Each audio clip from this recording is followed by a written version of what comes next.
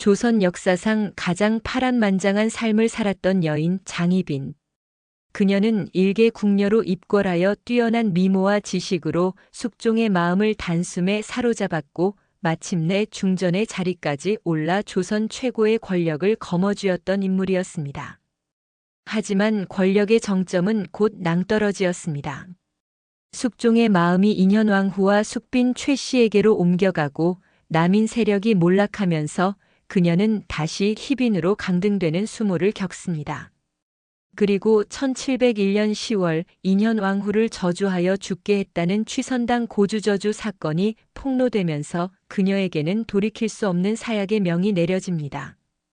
사약이 내려지던 날 취선당 앞마당에는 서늘한 긴장감이 감돌았습니다. 숙종의 명을 받은 금부도사가 사약 사발을 들고 나타났을 때 장희빈은 평소의 단아한 모습이 아니었습니다. 머리는 풀어 헤쳐졌고 눈에는 서슬 퍼런 도끼와 억울함이 가득 차 있었습니다. 그녀는 소리 높여 외쳤습니다. 전하를 뵙게 해다오. 내 어찌 이대로 죽을 수 있단 말이냐. 그녀는 마지막까지 자신의 무죄를 주장하며 궁궐을 뒤흔드는 절규를 내뱉었습니다. 한때 사랑을 속삭였던 지존의 명령이 자신을 죽이러 온 사약으로 돌아왔을 때 그녀의 가슴 속에는 배신감과 복수심만이 남게 되었습니다. 영조의 생모인 숙빈 최씨의 고발로 시작된 이 비극은 조선 왕실 역사상 가장 처절한 몰락의 현장이었습니다. 숙종은 냉정했습니다. 한때는 그녀를 위해 나라의 법도까지 바꿨던 왕이었지만 이제는 유악한 계집을 단 한순간도 살려둘 수 없다며 직접 사약의 집행을 독촉했습니다. 화려했던 취선당은 이제 주인의 피와 눈물로 얼룩질 처참한 형장으로 변해가고 있었습니다. 이것은 단순한 여인의 죽음이 아니라 조선 왕실을 피로 물들인 치열한 당쟁과 변덕스러운 왕권이 만들어낸 잔혹한 결과물이었습니다. 숙종의 명을 받은 의금부 관원들이 사약 사발을 들고 취선당 마당에 들어섰을 때 조선 왕실 역사상 전례 없는 광경이 펼쳐졌습니다.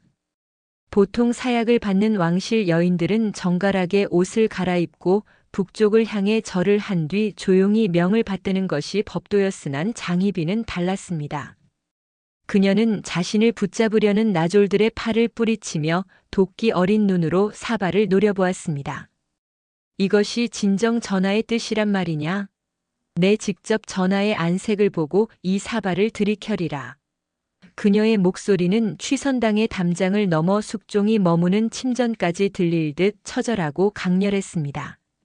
집행관들이 강제로 사약을 먹이려 다가오자 장희빈은 미친 듯이 몸을 흔들며 저항했습니다. 그 과정에서 검은 사약이 그녀의 하얀 소복 위로 그리고 차가운 마당 바닥으로 검게 흩뿌려졌습니다.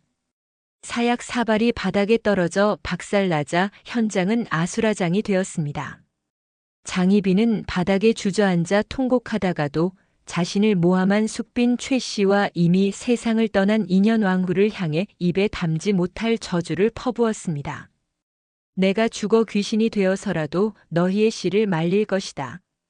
평소에 영민하고 영악했던 여인의 모습은 온데간데 없고 오직 배신당한 여인의 짐승 같은 포효만이 남았습니다. 상황이 걷잡을 수 없이 흘러가자 집행관들은 결국 숙종에게 다시 보고를 올렸습니다. 돌아온 숙종의 대답은 얼음장처럼 차가웠습니다. 강제로라도 입을 벌려 들이부어라. 그것도 안 되면 목을 매달아서라도 즉시 숨을 끊어라. 한때 조선에서 가장 아름다운 여인이라 칭송받으며 왕의 품에 안겼던 그녀에게 돌아온 것은 최소한의 예우조차 없는 강제 집행이었습니다. 다시 사약이 준비되었고 장희빈은 여럿의 나졸들에게 사지가 붙들린 채 바닥에 눌렸습니다. 억지로 입이 벌려지고 쓴 독약이 목구멍을 타고 넘어가는 순간에도 그녀의 눈은 감기지 않았습니다. 그녀는 고통에 몸부림치며 피 섞인 침을 뱉어냈고 자신을 억누르는 손길들을 핥히며 마지막까지 생존을 위한 혹은 복수를 위한 발악을 멈추지 않았습니다. 이 처참한 광경을 지켜보던 궁녀들과 신하들은 공포에 질려 고개를 돌렸습니다. 권력의 정점에서 나락으로 떨어지는 순간이 이토록 추하고 고통스러울 수 있다는 사실에 궁궐 전체가 얼어붙었습니다. 장희빈의 소복은 땀과 눈물 그리고 거칠게 쏟아진 사약으로 검붉게 젖어갔고 그녀의 처절한 투쟁은 조선 역사에 기록될 가장 자극적이고 비극적인 장면으로 남게 되었습니다. 죽음의 그림자가 취선당 마당을 완전히 뒤덮었을 무렵 장희빈은 마지막으로 한 가지 간청을 올립니다. 죽기 전에 내 아들 세자의 얼굴만이라도 한번 보게 해주시오. 숙종은 비정했으나 차마 제 아비로서 아들이 어미의 마지막을 배웅하는 것까지 막지는 못했습니다. 당시 훗날의 경종이 되는 세자는 어머니의 처참한 상황을 전해 듣고 옷소매가 젖도록 울며 마당으로 뛰어들어왔습니다.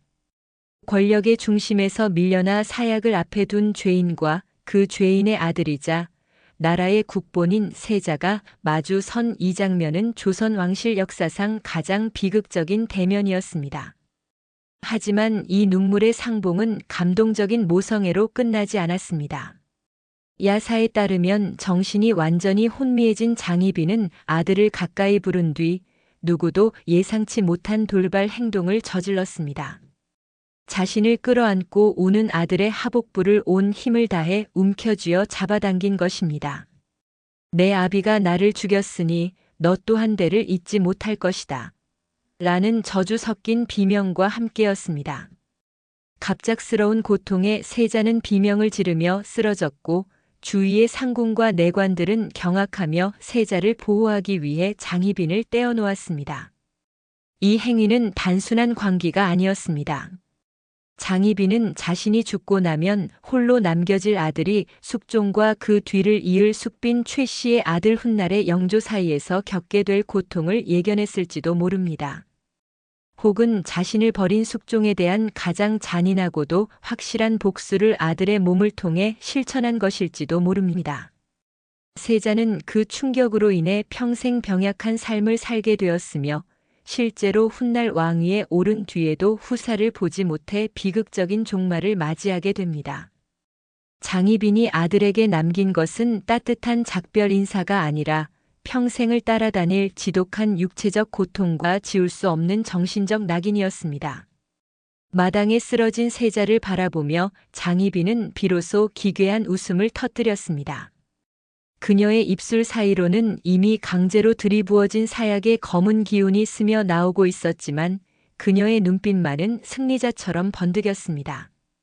아들을 사랑하면서도 증오했던 그리고 그 아들을 통해 자신의 원한을 영원히 기록하려 했던 여인의 집착은 취선당의 차가운 공기를 얼려버렸습니다. 이것은 조선 역사상 가장 잔혹한 어머니의 모습이자 권력에 미쳐버린 여인이 선택한 최후의 발악이었습니다. 강제로 들이부어진 사약의 도끼는 마침내 장희빈의 몸속을 파고들기 시작했습니다. 조선의 사약은 대개 비소나 투구꽃의 뿌리인 부자 등 극독을 조합해 만들었는데 이는 단순히 잠들 듯 죽는 약이 아니었습니다. 체내에 들어간 독은 위장을 태우듯 긁어내리고 오장육부를 뒤틀어 놓았습니다. 장희빈은 바닥을 뒹굴며 자신의 가슴을 손톱으로 핥히었습니다. 숨을 쉴 때마다 폐가 찢어지는 듯한 고통이 밀려왔고 그녀의 하얀 소복은 땀과 흙 그리고 입에서 뿜어져 나온 검은 피로 얼룩져 형체를 알아볼 수 없게 되었습니다. 야사에 따르면 장희빈은 사약의 고통 속에서도 쉽게 숨을 거두지 않았다고 합니다. 그녀의 집념과 원한이 워낙 강했던 탓인지 한 사발의 사약으로도 부족해 두 사발, 세 사발의 사약이 계속해서 취선당으로 날라졌습니다. 독이 온몸에 퍼져 시야가 흐려지는 와중에도 그녀는 숙종이 있는 곳을 향해 고개를 돌리려 애썼습니다. 전하, 어찌 이리 비정하십니까? 우리가 나누었던 정은 모두 거짓이었단 말입니까? 고통 섞인 비명은 이제 쉰 목소리가 되어 공허한 마당을 울렸습니다. 한때 그 목소리에 홀려 나라를 뒤흔들었던 왕은 이제 담장 너머에서 그 소리가 빨리 멎기만을 기다리고 있었습니다. 그 같은 시각 숙종은 침전에 앉아 집행 보고만을 기다리고 있었습니다. 신하들이 장희빈의 처참한 발악과 고통을 보고하자 숙종의 표정에는 일말의 동정도 없었습니다. 오히려 그는 그 유악한 것이 아직도 숨을 붙이고 있단 말이냐? 당장 끝내라며 냉소를 보냈습니다.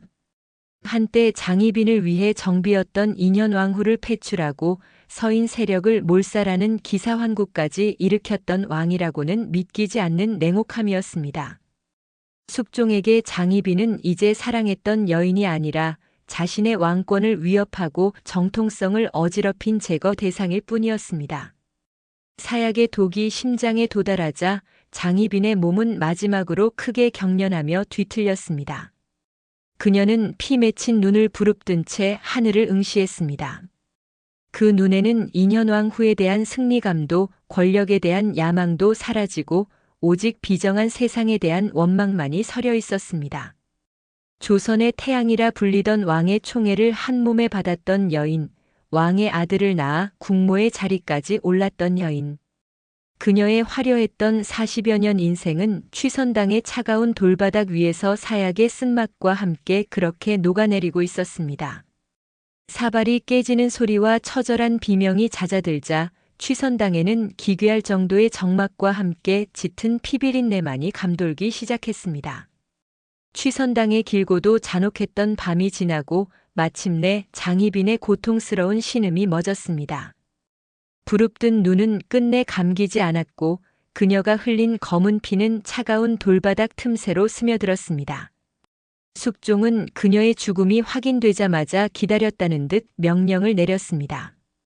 시신을 즉시 궁 밖으로 내치고 앞으로 다시는 궁녀 출신이 후비 왕비가 되는 일이 없도록 법으로 정하라. 이것은 장희빈이라는 존재 자체를 조선 왕실의 역사에서 지워버리려는 가장 비정한 작별 인사이자 그녀가 가졌던 모든 권력의 뿌리를 잘라내는 마지막 칼날이었습니다. 하지만 장희빈이 남긴 상처는 그녀의 죽음으로 끝나지 않았습니다. 어머니의 처참한 최후를 목격하고 그 도끼 어린 손길에 몸을 상했던 세자 경종의 삶은 그때부터 무너져 내렸습니다. 훗날 왕위에 올랐으나 그는 평생을 병약함과 우울증에 시달렸고 장희빈이 예언했던 대로 끝내 후사를 보지 못했습니다. 장희빈이 죽기 전 아들의 하복부를 잡아당겼다는 야사는 단순히 신체적 불구를 넘어 어머니의 원한이 아들의 생명력까지 앗아갔음을 상징하는 슬픈 전설이 되었습니다. 경종의 짧고 쓸쓸했던 치세는 결국 장희빈과 숙종의 비극적 사랑이 남긴 마지막 잔상에 불과했습니다. 세월이 흘러 그녀는 경기도 고향의 대빈묘에 안치되었습니다. 그런데 이곳에는 지금까지도 기묘한 전설이 내려옵니다. 묘 주변의 바위와 나무들이 유독 험하고 날카로운데 이는 죽어서도 사그라지지 않은 장희빈의 집념과 도끼 때문이라는 이야기가 전해집니다. 특히 처녀들이 그 묘 앞에서 절을 하거나 묘 근처에 돌을 가져가면 남자 운이 트인다는 기괴한 속설이 돌아 죽어서도 그녀는 사랑과 권력에 미쳤던 여인의 대명사로 사람들의 입에 오르내리게 되었습니다.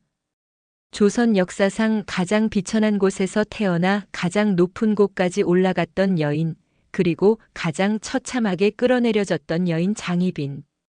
그녀는 진정 나라를 망치려 한 악녀였을까요? 아니면 변덕스러운 왕권과 비정한 정치판의 희생양이었을까요? 취선당 마당에 흩뿌려진 검은 사약 자국은 빗물에 씻겨 사라졌지만 사랑을 얻기 위해 칼을 휘두르고 권력을 지키기 위해 저주를 퍼부었던 그녀의 불꽃 같던 삶은 300년이 지난 오늘날까지도 우리에게 서늘한 질문을 던지고 있습니다. 사랑이 권력이 되었을 때 그 끝은 과연 무엇인가라는 질문을 말입니다.